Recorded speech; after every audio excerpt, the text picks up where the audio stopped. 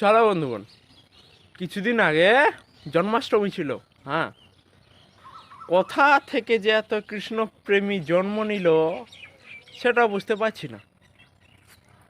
মানে জন্মাষ্টমী ছিল না কিছু কিছু মেয়ের কিনা ওই সাজার দিন ছিল।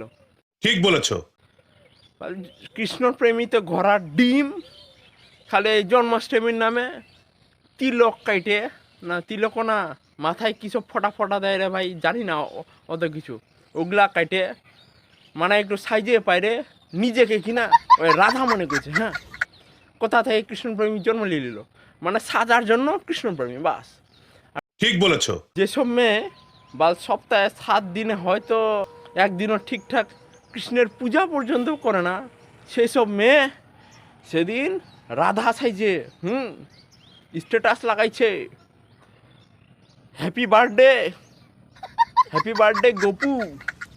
আর হচ্ছে তার মনে হচ্ছে কি জানো, ওর ওটা বয়ফ্রেন্ড লাগে। হ্যাঁ, এমন এমন স্ট্যাটাস লাগাইছে। কোথা থেকে যে এত যে কৃষ্ণপ্রেমী জন্ম নিল রে সেই দিন, তারপর নাই। এখন 2-3 দিন হয়ে গেল জন্মাষ্টমী শেষ হওয়া নাই, কৃষ্ণপ্রেমী কোথায় উড়ে গেছে।